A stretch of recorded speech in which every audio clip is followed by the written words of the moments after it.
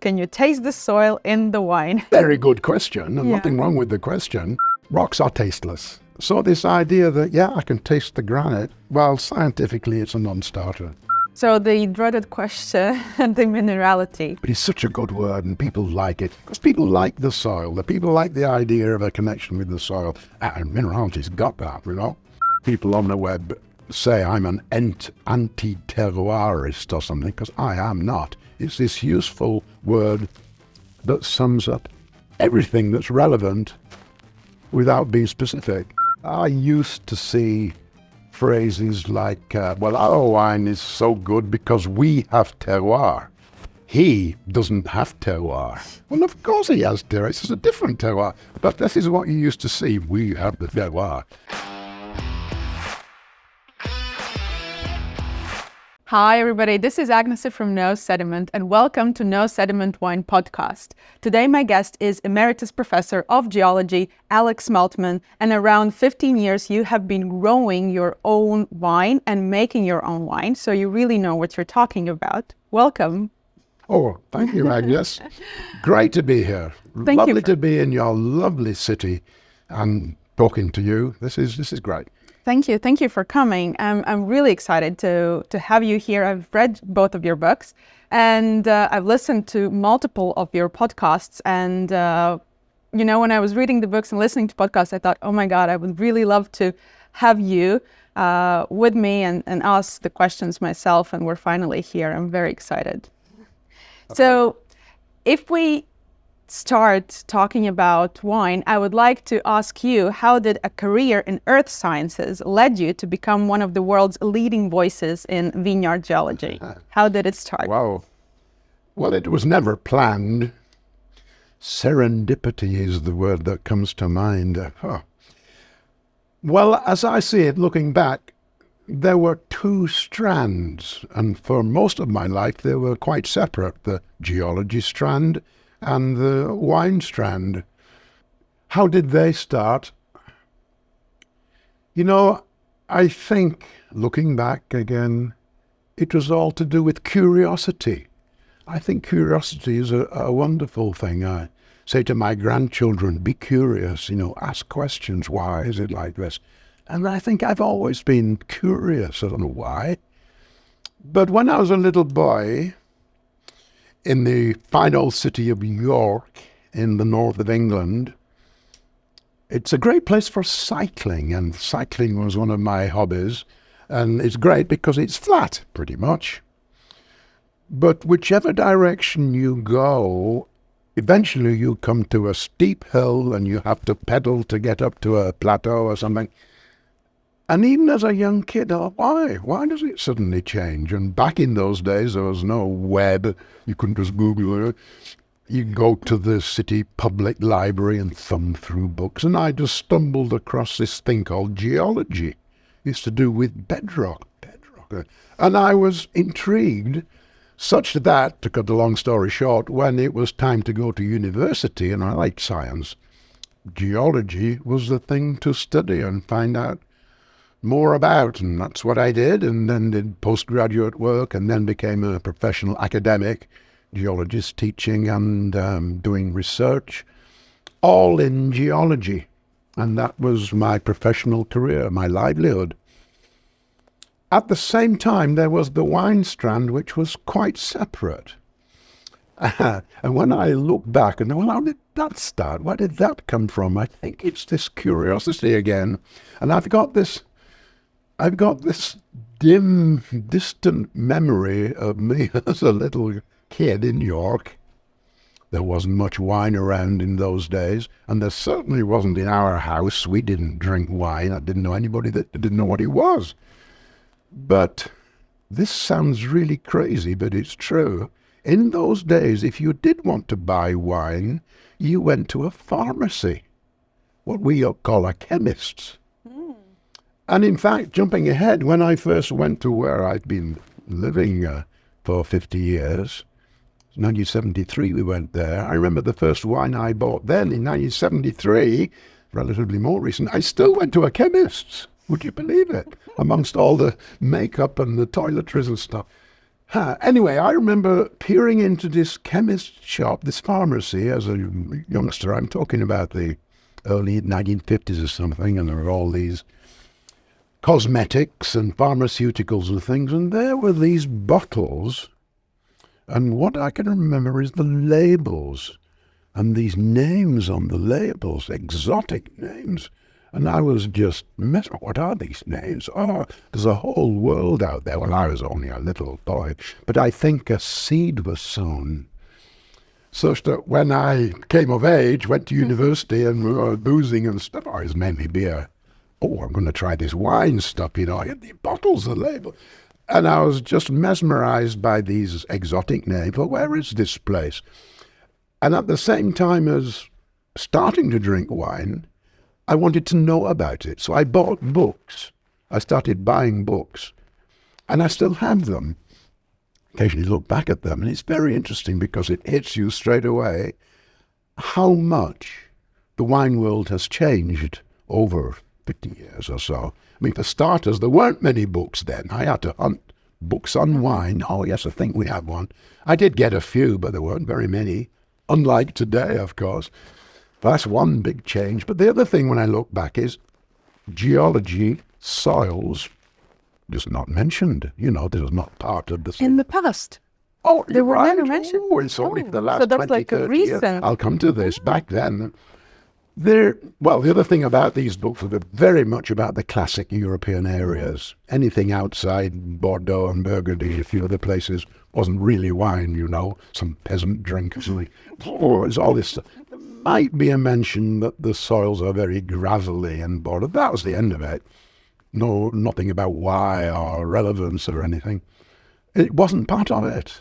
It's very much names of areas, regions and plots and things. Maybe a bit about producers, but very, very different. But the striking thing is, I really had to hunt to find a book about wine. And it's interesting looking back at those. But ever since starting reading those books, I've wanted to know more. So as soon as I was able to travel, either on holiday or to do with geology, doing geology or going to a conference, I would always say, are there any vineyards near here? People think I was nuts going up to a vineyard. I remember going to a conference in Texas. This is quite a long time ago. I mean, Texas wines come on enough.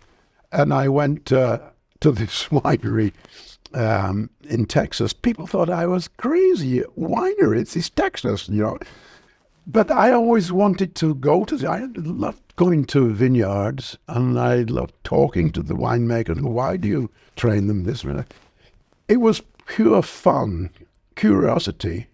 There was never any plan. But what I realize now, looking back, I was gaining knowledge. I was learning about wine. So when I bought property, 1973, moved to where I've been living ever since, one of the first things I did, started growing fruit and vegetables, was to buy some vines, grapevines, and start growing those. Well, again, I couldn't find any books about how to do it. It's very hard for an amateur to find out how to make wine, unlike now. But it's a lot of trial and error. But, I did it. And I just learned so much about growing the vines and making wine on this minuscule scale and just for fun, that when you throw that in thing, I was learning a lot about wine without ever thinking about it, and certainly with no purpose in mind, no plan at all. It was just a hobby. Loved it. So there were these two strands. And then it was about the turn of the millennium, 20, 30 years ago, that reading wine magazines, or now on the infant web looking at wine stuff, I started seeing geology and soils being mentioned. And it suddenly became very fashionable. And that's when these two strands started to come together. Well, wait a minute, I know about these things. And to be perfectly honest, some of the things I saw written, oh, no, wait a minute, it's not like that. No, come on. And it still goes on a little bit. But I then realized, well, I have a contribution to make here because I know geology. And as it happens, I know a fair bit about not only wine, but making it. So I developed some ideas, wrote a couple of little articles, and was astonished at the response, at the interest. Far more than I ever had about my geology papers, which is a very esoteric thing. But I thought, well, I've got a contribution to make here. So I started writing, and so for the last, 20 years or so, I've been writing stuff and being asked to talk about things, capitalizing on these two strands that for so long were separate, which through serendipity to come together. So here we are. This is so interesting what you said. I somehow had in my mind that we have always emphasized the soil importance when it comes to wine and winemaking, especially when you make, like in Burgundy, you have these Grand Crus and Premier Crus, and you're saying that it is relatively recent phenomenon. But what were your first thoughts when you saw this? So you said that you want to maybe make some things straight, or maybe give some more information towards what was being said in the internet and in the articles. But maybe also, what do you think caused that? Why did all of a sudden the interest or the focus? Yeah. Well, I think one reason is that about that time, more and more countries were producing wine and producing good wine, and the world was realizing that places outside France could produce good wine. This is after the judgment of Paris, so suddenly California's up there and Australia, well, hey, why not us? And suddenly the wine world was much more competitive than it ever had been. You couldn't just sit back, we are frost over there. Mm-hmm. You had, Burgundy still can carry the top, but for many places they had to compete. And promoters had to find USPs, something to say why our wine is so different, so special. Well, most aspects of vine growing, given a reasonably decent climate and winemaking, can be replicated anywhere. Ooh, look what he's doing. We'll do that. So they've got to find something that is not replicable, if there is such a word. The geology. Look at our bedrock. Mm-hmm. And if you can latch onto something which you think is perhaps unique, then you've got a unique selling point. So that's one thing. And as part of this increasing competition, the standards of wine increased dramatically, because this is something else you might not appreciate. In my early days of wine drinking, it was a lottery. What was in the bottle? And literally, oh my goodness, it's, because a lot of winemakers were just making wine the way their grandparents had done and didn't really know what they were doing. And often it worked, sometimes it didn't. It was a lottery. Well, you couldn't do that anymore. So the growers and the winemakers had to start going to university and learn how it worked. Standards went up, and the vines had to be optimal, the fruit had to be optimal.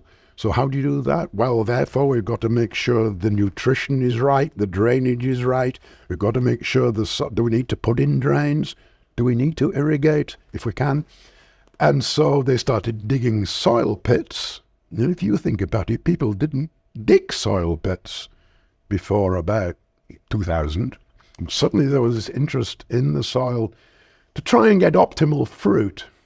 And then aerial technologies of surveying the plots to get optimal fruit, because the wine had to be good to compete with the rest of the world. So, standards all around in the cellar and everywhere went up. And I think in the vineyard, the ground itself and the growing conditions for the vine were very much part of that. Hence an interest in the soil to get optimal vine growth. So I actually have this question further I prepared it, but I will ask it right now since we touched upon it. So what is your opinion on appellations and geographical indications based purely on soil? There are certain Gimlet gravels comes to my mind as like one of them. Which one? Gimlet gravels in New Zealand, but they are specific ones that, or we can also talk about Chablis and Kimmeridgian clay, Grand Cru. Like, you have these appellations and geographical indications that are purely based on soil. So I don't think there are very on... many purely based on soil. But there are some, yeah. Yeah, Gimlet gravels is one, and there's a good historical reason why that happened. And those gravels are very particular. They are gravels. As a grower there said to me, we're essentially hydroponics. We have to irrigate. Those soils are so free draining, we have to irrigate, and we have to put the right permutation of nutrients in the water. It's hydroponics, really, for that area of gravels. So yeah, it works there, and there are, I know of a few others. I won't go into them, but I think the number of designated areas purely based on geology are not that many. I'm a bit suspicious of bureaucracy and rather artificial drawing lines on pieces of paper. But very often it is a convenient way of demarcating an area that does consistently produce wines that are different to the wines from over here. But the soils and the geology will only be one part of that. This is the whole terroir concept. It's the whole mix of all the relevant factors. And in total, they consistently produce these wines. And to draw a line, I have no objection to that as long as it doesn't get too bureaucratic. But usually it's a mixture of all kinds of factors. And climate has to be high in this, because climate's a word that covers a whole raft of parameters. That is so important in how the vines grow and the grapes swell and ripen and the flavor precursors in the grapes, because most of the flavor compounds in wine are produced in the cellar. Let's not forget, not many come through from the grapes, but the precursors are there. How they develop depends so much on temperature and humidity and airflow and all these things. So that's got to be part of the mix, but if you bring it all together and draw a line around it, I suppose we've got to have these things. You can't be a free-for-all. We've got to keep it. It's a big debate in the UK right now. How do we demarcate or subdivide English wine? Should we? Should we not? What about Welsh wine? Should they be separate? We've got to be careful and steady in our thought about how we do these things. But ultimately, it can be a useful device to define an area which has fairly consistent product. Okay, so from the geologist point of view, how would you define, or how would you think terroir term should be looked at? Or all the relevant things. All the relevant. Including human things in some cases, and historical things, cultural things in some cases. But basically it's the physical conditions there in the vineyard, which involves the soils for sure, and the microbiology of the soils, and definitely all the different aspects of the climate. And we can put all those factors together without being specific in this single word. That's the terroir. It's only when we start to deconstruct what that word means. Okay, well, which are the important factors that things get troublesome? Because what are the important factors at this time, at this season, might not be what are important later in the year. And what are important in this spot might be different in that spot. So it's incredibly complex. I think of it as a dynamic matrix of interacting factors, and really very, very difficult to get to grips with. But very usefully summed up in this one word, terroir. I'm a very strong believer in terroir. To me, it's self-evident. I'm a gardener. I know that certain vegetables grow better here than there. Well, why? Because the terroir's different. So I get a bit annoyed when people on the web say I'm an anti-terroirist or something, because I am not. It's this useful word that sums up everything that's relevant without being specific. So do you maybe think that sometimes terroir is misused? Yes. Yes, I do. So maybe people are not necessarily anti-terroirists, but maybe they want to push back on how much it is used. I think it's less so now, but I think a few years ago, a lot of people equated terroir with the geology. Yeah. And there were some books that promulgated that terroir is geology. And there are some very good books on the geology of certain regions, including one called Terroir, but it's wholly about geology. Well, I think great book about the geology, but not helpful in furthering what terroir is all about. It's not just geology. There was that thinking, terroir is geology, and so some people who were suspicious of the importance of geology took that well, there's no such thing as terroir. And there were plenty of, maybe still are, people saying it's all voodoo, it's all marketing myth and so on. So that was unfortunate. I think that was a misunderstanding of the historic usage of the word terroir. I've got a book at home, which I've had for years, called Cuisine de Terroir, the cooking, you know. The French have used terroir in all sorts of contexts historically. Literature, poetry of terroir. The poetry that comes out of Brittany is different to that comes out of central France, because the landscape is different and thinking is different. You know, so it's an old word that has never been equated with bedrock until some people started doing that 20, 30 years ago. So so that was not helpful. So I used to see phrases like, well, our wine is so good because we have terroir. He doesn't have terroir. Well, of course he has terroir. It's just a different terroir. But this is what you used to see. We have the terroir. And the whole thing, I think, got a little bit confused. And whereas to me, in principle, it's a simple concept and a very useful concept. So why make it more difficult? So in your point of view, so how important is geology in the concept of terroir, if we are dissecting it? Yeah, this is where the troubles start. We have to make a distinction between those soils that are derived, more or less, from the bedrock immediately underneath. It tends to be the case, more or less, in, say, Burgundy. Though we've always got to be careful if the vineyard's on a slope, which is often the case in Burgundy, that the soils are moving down the slope, and the bedrock at the top of the hill has some input into the soils in the middle of the hill. And historically, in these old areas, the growers would cart, literally, the soil at the debris at the foot of the hill back up the hill and replenish the soil up here. Chablis is a case in point.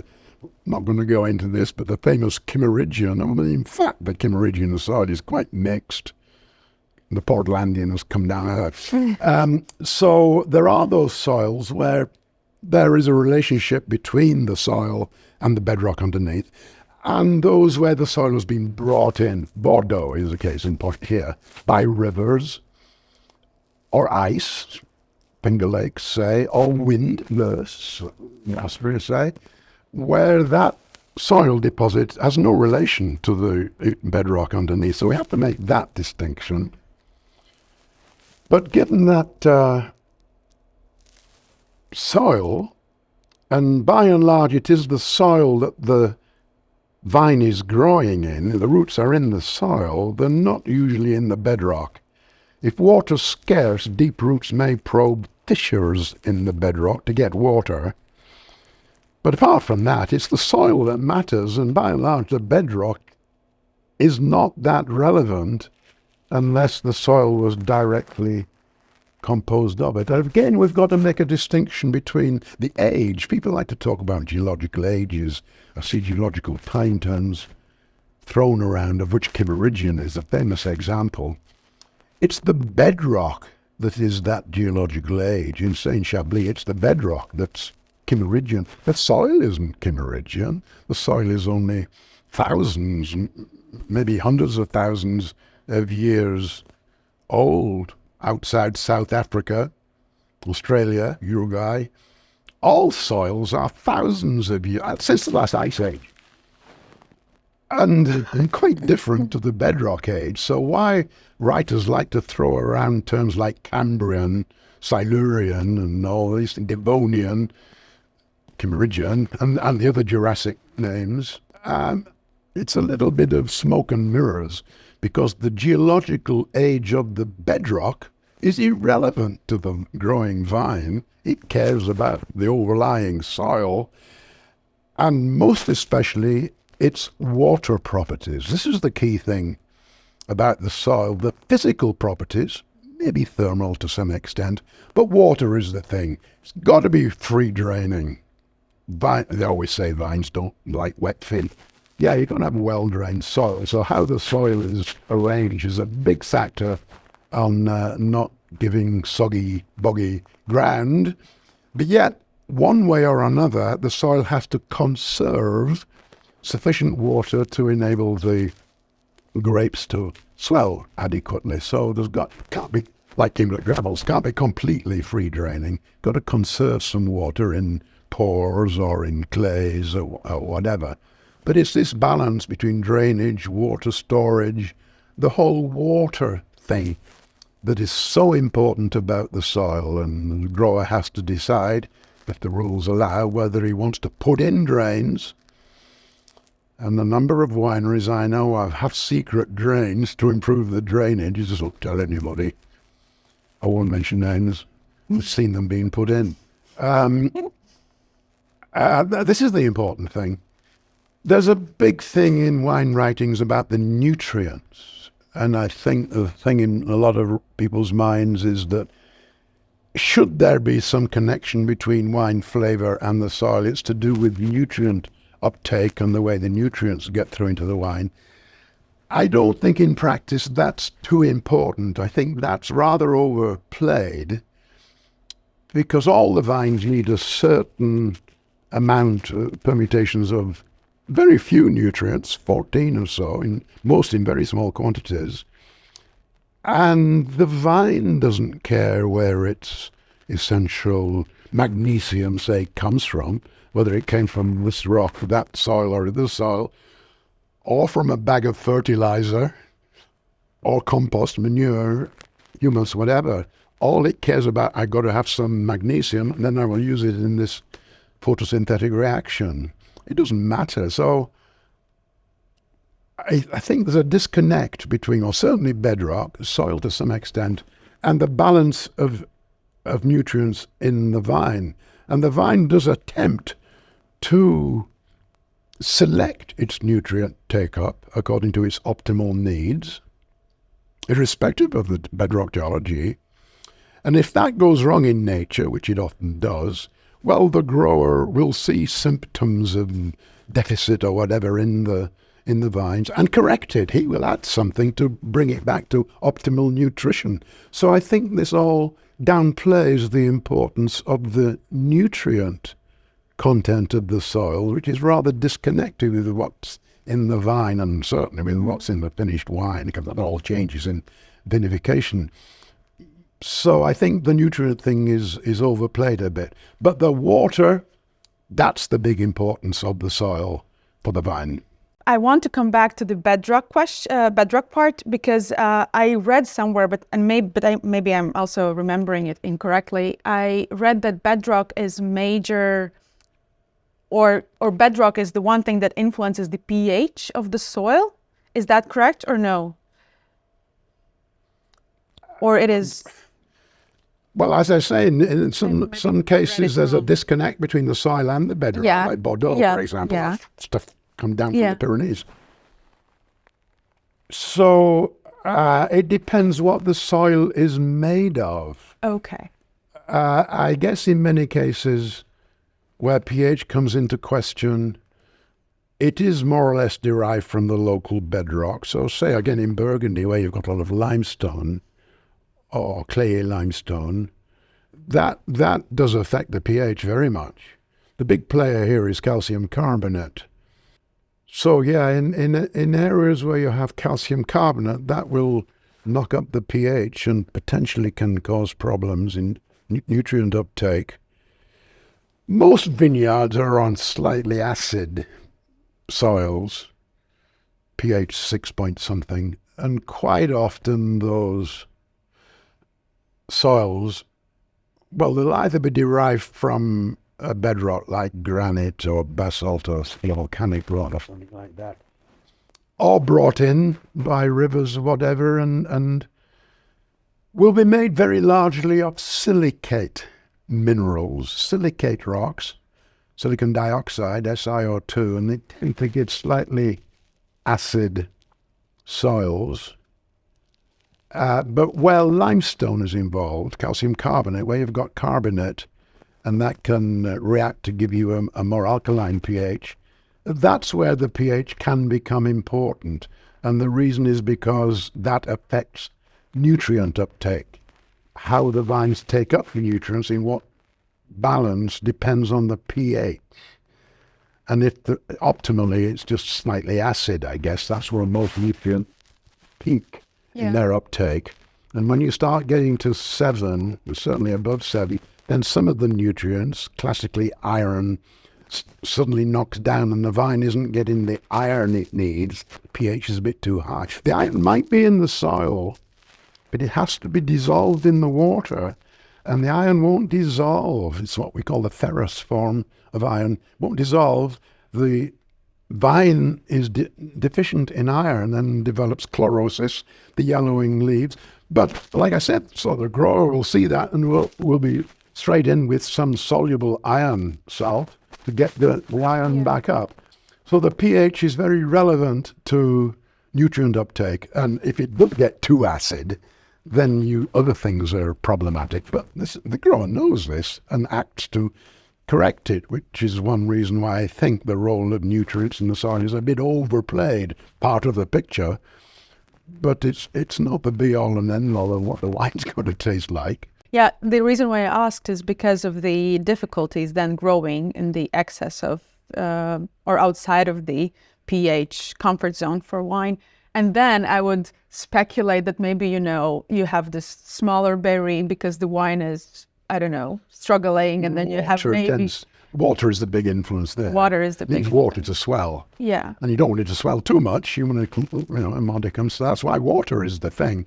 I don't think the nutrients are paramount in that. It's all part of it, but water is the big one. So actually in your book, I think you said that if the water is brought from different place for irrigation, then that also raises a good question about terroir. Yes. Yeah. Well, that was a really nice... It's a bit academic, really, but and the gimlet graphels, again, you happen to mention, is a case in point. It is a well-defined area, and good terroir. But the water of that area is coming from several hundred kilometers away, the Taupo volcano and places en route. And the river water, from which the irrigation water is drawn, is picking up all sorts of dissolved things on the way. And that cocktail of nutrients in that water doesn't reflect the bedrock below the gimlet gravels or the gimlet gravels themselves. It's a reflection of all the things inland that the river encountered on its way. And the same in Chile, say, or wherever. It's the water from the Andes, not what's there near the coast. So that is a complication to the terroir thing. The water and its nutrients can't be reflecting something far away. Yeah, but it's a slightly academic point, really. No, I thought it was fun. I really liked I thought it made a lot of sense. It was very logical to me. Yeah, I thought Well, it's just one illustration of the complexity of all this, and the wonder of the whole thing. In the book, I also, you talked about microorganisms in the soil, many bacteria and mycorrhizal fungi, for example, as well. So I made a small comment on the note on the side asking could we use microorganisms as a way to identify the local terroir as well? Because those can be very unique for each specific soil. Those can be very unique for each specific, wine, and it depends of what you spray and stuff. So I thought, okay, maybe microorganisms are defining think of the terroir. So what are your I don't know, I'm just It's not my speculating. field, really, so I really can't speak with any authority on this, but it strikes me that about 10 years ago, there was suddenly this explosion of interest in the microorganisms in vineyards, and these wonderful discoveries being made. Like you say, there are the microorganisms, and the yeasts are different here to that. Vineyards really quite close. And again, unlike the soil, because they're invisible, like the climatic factors, we tend to, or writers tend to ignore it, but they could potentially be important. But I get the impression that since that explosion of interest, things have not progressed too much, certainly in terms of what they may mean for the taste of the finished wine. Now, in terms of defining terroir, they may be part of it. Both the microorganisms in the soil at the vine roots, like you say, helping the vine grow, and also yeasts, for example, on the surface of the soil, which may depend on the geology a little bit. Some yeasts, like certain minerals and certain soil, they interact with yeasts in the air, and some of those can settle on the grape skins and the stems and get directly into the grape juice, not coming through the roots and so on, and so potentially could be important in defining what the wine is like. But as far as I can tell, and like I say, this is not my field, we don't really yet know how these natural microorganisms affect the finished wine. Could be important in the vineyard, could be much more important than that, but I don't think we really know yet what the effect of all this is for the finished wine. Yeah, that's true. I wonder sometimes we have studied soils and geology in a way, but we know so little about them. And we know so little about so many things. And well, absolutely true. Like I'm saying, I do think the geology is a bit overplayed, to the detriment of perhaps some other things, and certainly invisible climate factors and these invisible technical sounding microbes. We do tend to brush over those, but they could be incredibly important. Just because we can't see them doesn't mean they're not important. Yeah. Could be. So before we move to the questions around minerality, which I also wanted to tackle a little bit, I wanted to ask you, do you have maybe few examples where you think that geology genuinely has a major viticulture impact, even maybe if not directly on the flavor of the wine? I think that geology can be relevant indirectly. When I keep saying it's overplayed, I mean in some sort of direct way. I can taste the limestone. The ironic title of that book. And you can't literally taste the limestone or smell the slate, but it can have indirect consequences. Like I said, the limestone can affect the pH of the soil and nutrient uptake. And so indirectly that can affect the wine in complex, roundabout ways. I'm not for a moment saying that doesn't happen. And in the case of limestone, in some situations there's the question of potassium in the uptake, and in general limestones don't have much potassium, so the vine gets enough but not too much, and so the potassium uptake is restricted, so there's minimal interaction with the tartaric acid, so the tartaric acid is preserved, so the wines in many situations on limestone can be slightly acid, and this may be the key to the linearity or the finesse or the sharpness, the soften claimed for wines produced from limestone. There may be something in that through this potassium tartaric acid route in some situations, but there are plenty of wines made on limestone that don't have that. It doesn't happen all the time, but for reasons like this I can see that can be very indirect. You're not tasting the limestone, but it can have had a role on at least the character of the wine, if not the actual taste. It's complicated, and we've got to be very careful to generalize. Limestone is important. Terroir, for example. So there's no question in my mind, the Cabernets from Coonawarra in Australia have a distinctive minty flavour. I think it's due to a combination of many things.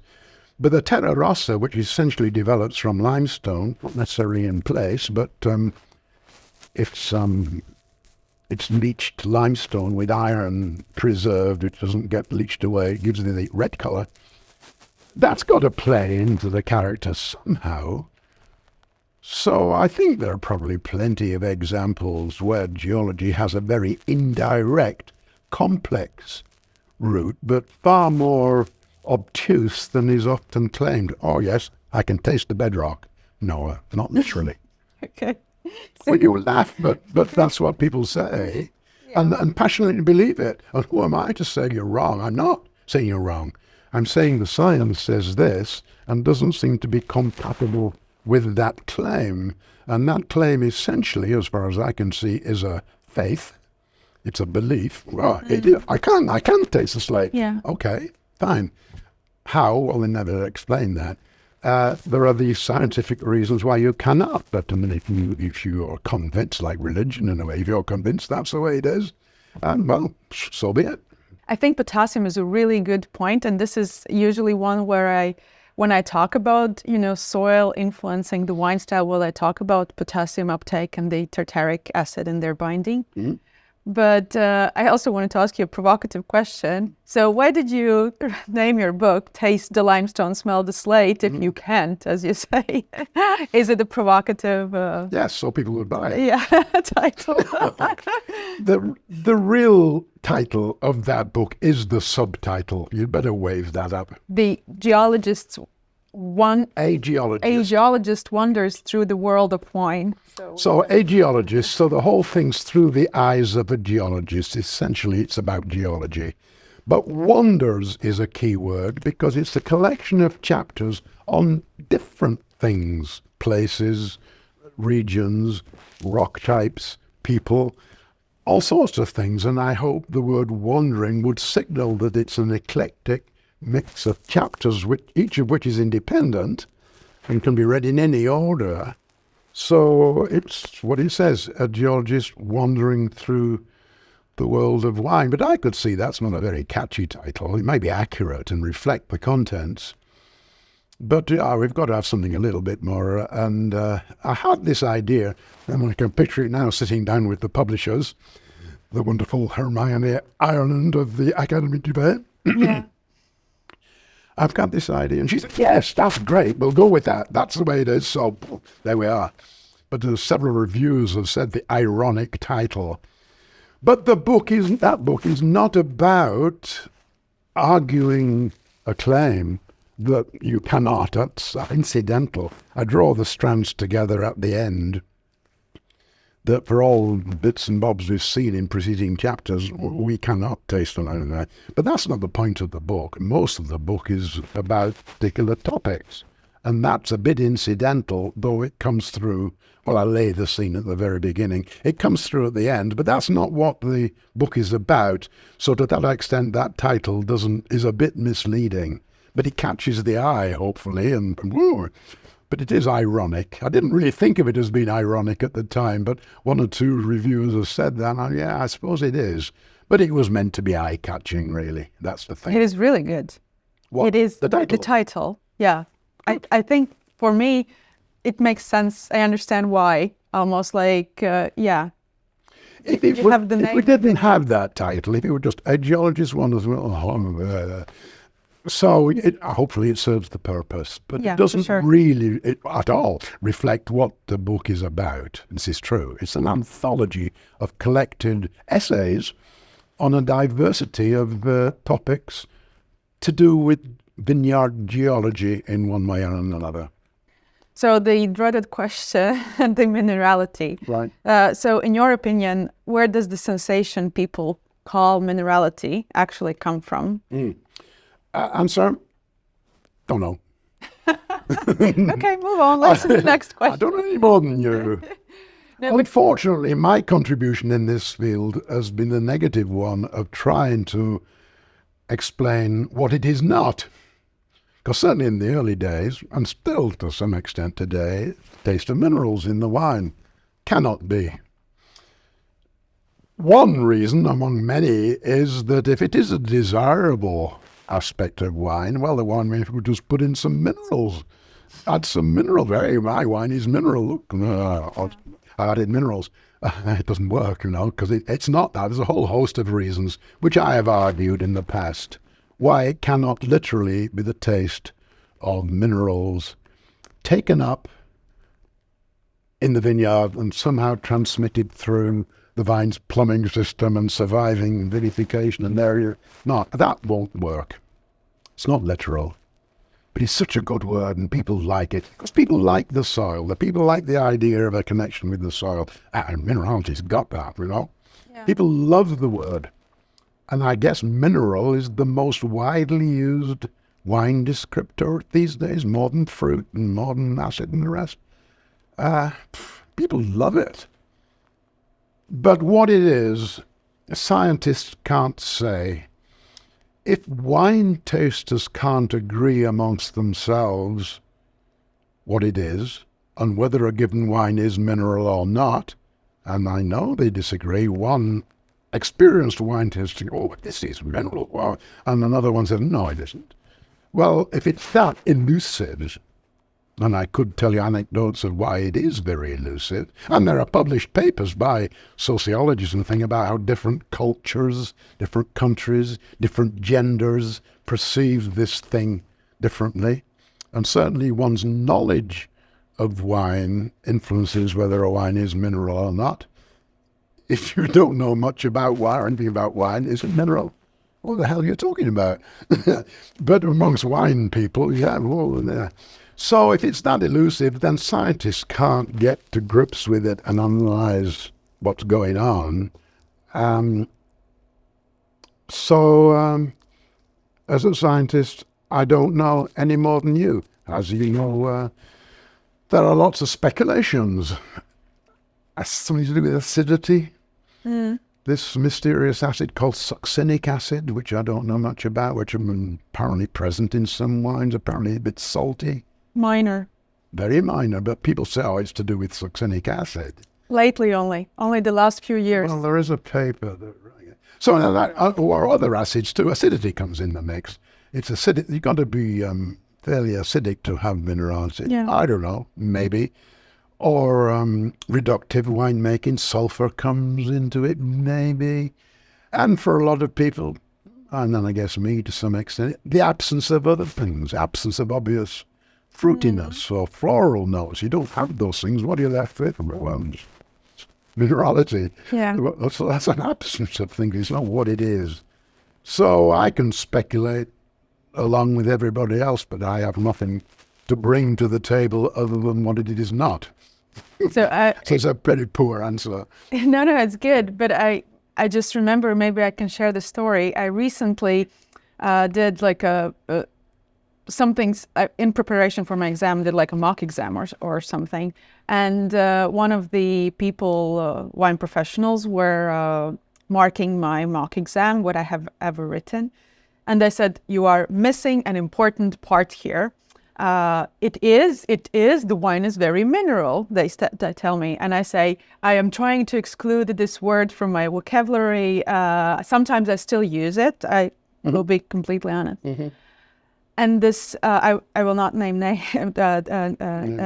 names, but this wine professional got so angry with me that I would refuse to use this word. And they said, like, you, if you want to pass, like, you have to use it. And I was like, oh, okay.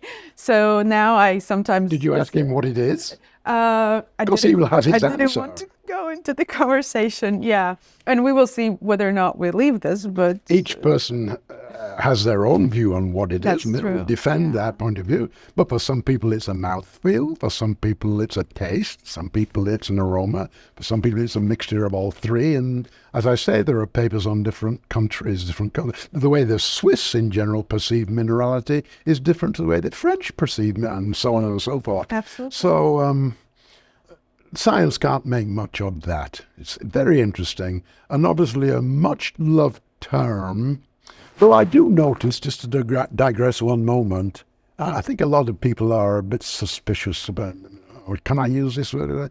So now they're starting to slot in instead salinity. Yeah. This wine is a bit saline. Yeah, I'm getting salinity. And I can't help thinking this is a euphemism for minerality. Might be. It avoids the dreaded M word, so I'll put this in instead. But that opens up a whole new thing, because wine doesn't have much sodium chloride in it. Wines don't like sodium by large, hence the problem in increasingly arid areas, part of the world, Australia and so on, Middle East. So it's not just salt. It's not just always a lot of salt in it. Yeah. But it's dressed up in this rather nice word, saline, salinity. And I just wonder if that's not starting to substitute a bit, but no more helpful, really. Yeah, that's true. That's true.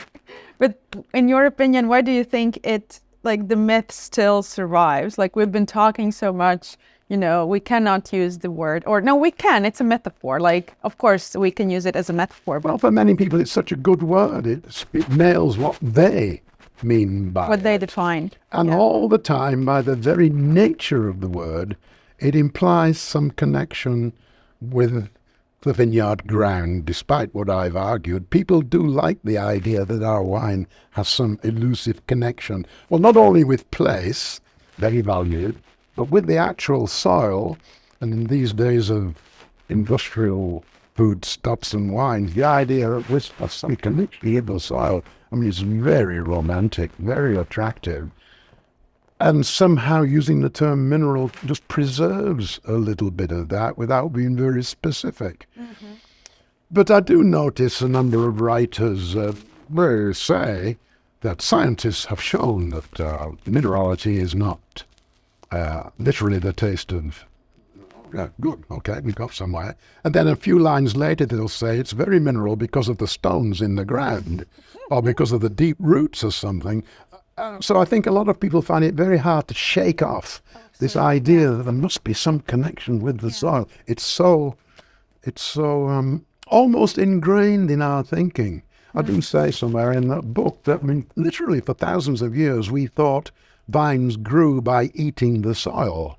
Plants grew by eating the soil. And what alternative was it? Where does it get the food from to grow? Must come from the soil. Aristotle explicitly said that. And it took a very long time for scientists to show bit by bit that that was not the case and to come up with photosynthesis. Mm-hmm. And because of that legacy of thousands of years, I kind of think it's still somewhere in our DNA and people can't quite get rid of it, that really is to do with sunlight and carbon dioxide and water rather than the soil.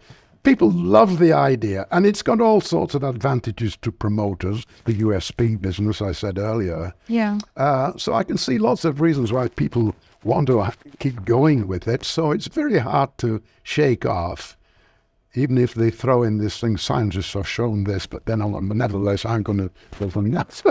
That's true. All good fun. Yeah, but I also think like geology in itself, it's such a complex science, and we not knowing, even half of what is happening under our feet, how the plants actually grow, what nutrients they need. Well, we do know those things. No. I mean, but like majority of people, Oh, right. If I would ask that's right. random someone. People are very hazy about what soil is. Exactly. Soil. Yeah. But what is soil? And then you talk. It's just there.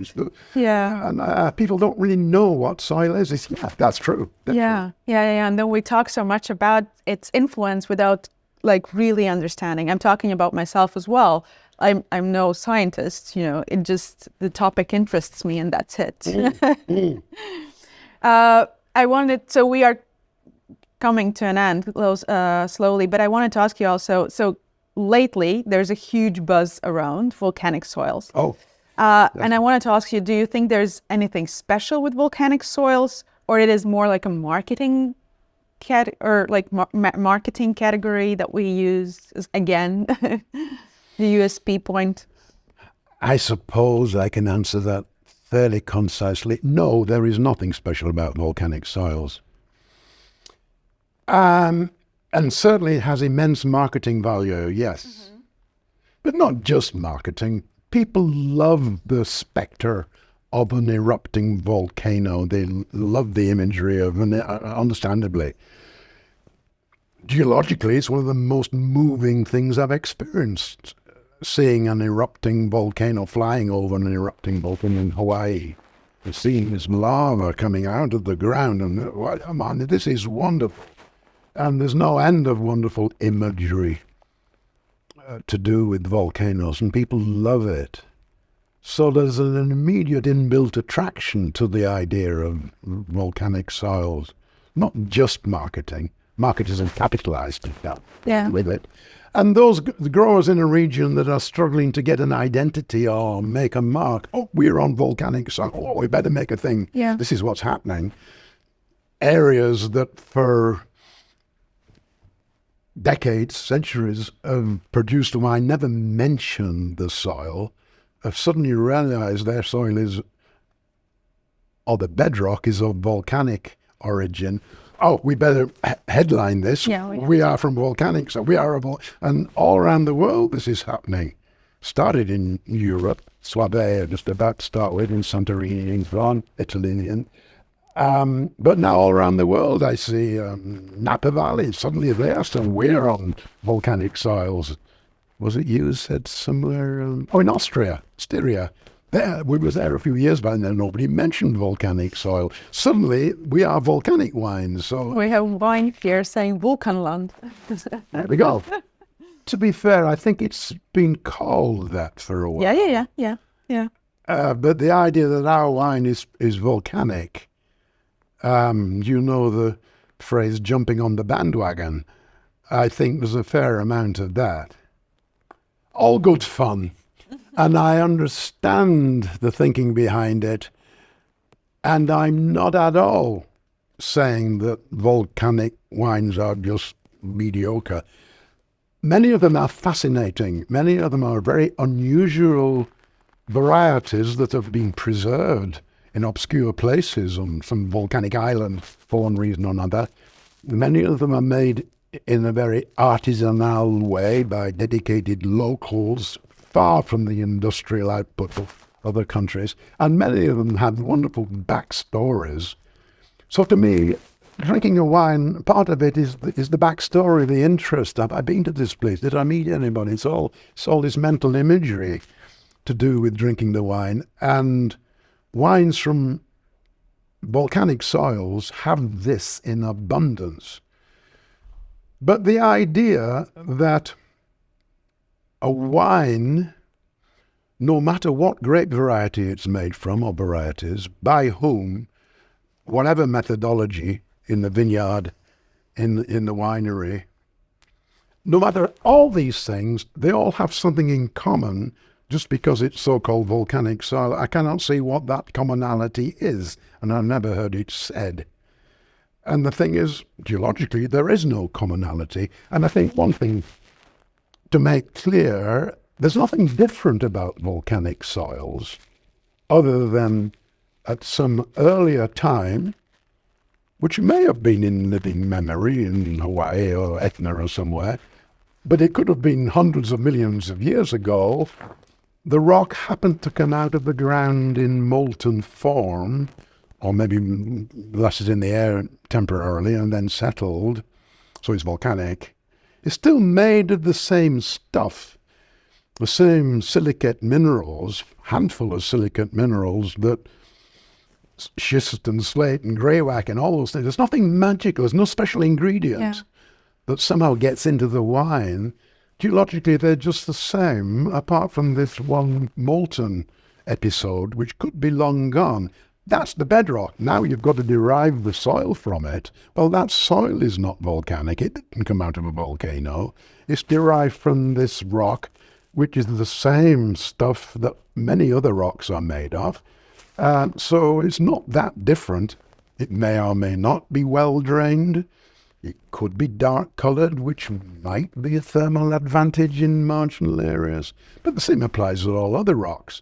So as I see it, apart from the spectacular volcanic eruption bit, there's nothing special about volcanic soils. So I'm a rather skeptical about this sudden passion for volcanic wine.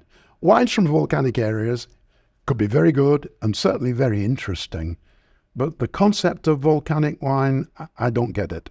All right. Thank you. I always have an open mind. If somebody comes out, well, you're missing this. Okay. Or about anything else. I'm a scientist, and scientist is never complete. Maybe I am missing something. But with volcanic wines, so far, I don't see what it is. We have been debunking many wine myths, but I ask every one of my guests, which is one wine myth you would like to debunk? Is this a silly question? I don't like this debunking word. Okay. I'm often labelled a debunker. Reviewers say, but he debunks this, that. I'm not setting out to debunk or explode any myths. I'm just laying out the facts as I see them as a scientist. And there you are. This is how things are working scientifically. Take it or leave it. If that's debunking, well, so be it. I'm certainly not trying to spoil the fun or rock the boat. I'm just trying to explain things. Well, there are so many myths. Which is the one I'd like to... I said, well, yeah, that you can taste the bedrock, smell the bedrock in the finished wine. You cannot. You cannot. Okay. Rocks don't have any taste or any smell. And then this is not just a belief. You get a piece of rock, and if you have access to a rock saw, you saw it, so you've got a fresh surface. It must be fresh.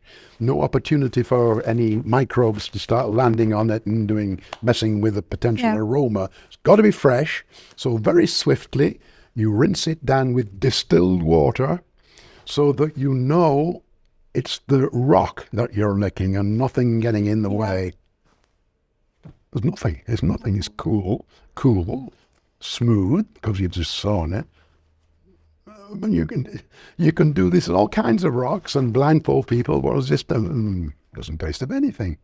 People get misled because they pick up a pebble. Well, yeah, it's got a taste, but that's the microbial stuff on the surface and heaven knows what. So it's easily demonstrated, quite far from all theory, that rocks have no taste. We can only taste liquids. Well, rocks don't dissolve and so on and so forth. So rocks are tasteless. So this idea that, yeah, I can taste the granite, well, scientifically it's a non-starter. Okay. Sorry, I mean, I like the idea. I wish it were different. I'm a geologist. I wish geology was incredibly important and everybody had to learn geology. It is important up to a point, but in rather nuanced ways. So, I'm a bit uncomfortable arguing that it's overrated.